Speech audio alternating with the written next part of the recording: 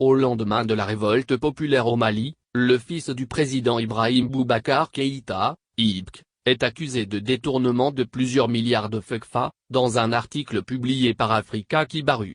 Selon ce site, l'État malien avait été plusieurs fois interpellé par la France et Tracfin, organisme chargé de la lutte contre le blanchiment d'argent et le financement du terrorisme. Après plus de 2 mois d'investigation et de recoupement, Africa Kibaru lève le voile sur le plus grand scandale de l'histoire du Mali. Une véritable casse du siècle sans précédent, avec Karim Keïta, le fils du président IBK en chef de gang.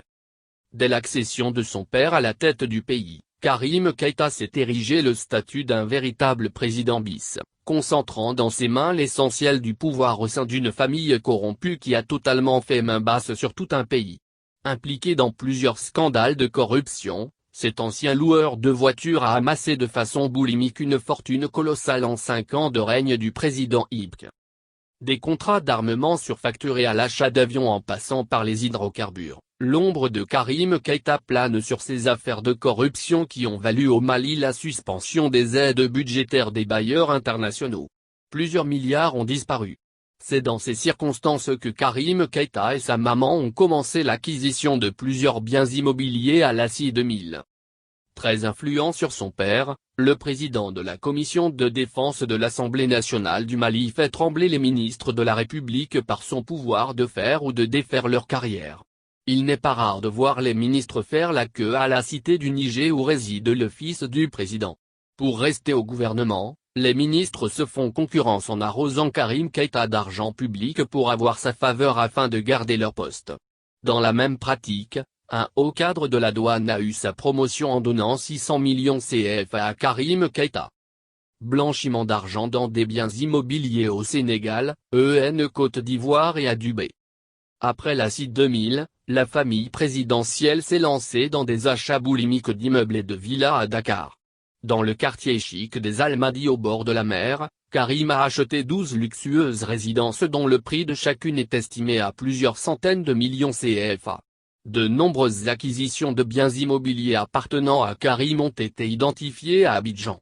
Expert dans le camouflage, Karim Keïta utilise des émissaires pour brouiller les pistes. C'est ainsi que le fils de l'ancien roi du Bazinguéila, en la personne de Chinela est le porteur de valises du fils du président. Il n'est pas rare de le voir à Dakar ramasser des valises d'argent pour le compte de son mentor. À Dubaï, un immeuble a été immatriculé au nom du fils du président IBK. Un train de vie digne d'un prince du Golfe.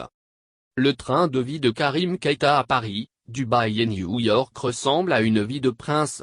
Des hôtels de luxe les plus chers avec des suites à 6 000 € la nuit soit presque 4 millions CFA au plus grand restaurant, le fils du président IBK dépense sans compter. Il a déjà été aperçu plusieurs fois à l'aéroport international du Bourget réservé aux jets privés des plus fortunés.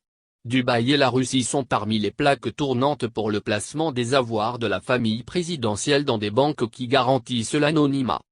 La France et Tracfin ont déjà alerté les autorités maliennes sur les innombrables transferts colossaux de Karim Keïta. Les autorités françaises et Tracfin, organisme chargé de la lutte contre le blanchiment d'argent et le financement du terrorisme, ont alerté plusieurs fois l'État malien sur l'ampleur des transferts de fonds de Karim Keïta. Mais Bamako est toujours resté silencieux et n'a jamais donné de suite.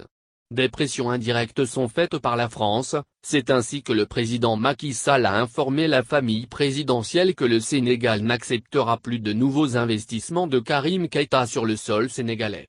La Côte d'Ivoire a également pris la même interdiction à l'encontre du président IBK et de sa famille. 92 milliards CFA ne représentent qu'une petite partie de ce qui a été détourné par le fils du président. Combien d'écoles, de dispensaires ou de routes auraient pu être réalisées avec cet argent? La gouvernance d'IBK est définitivement marquée par la corruption.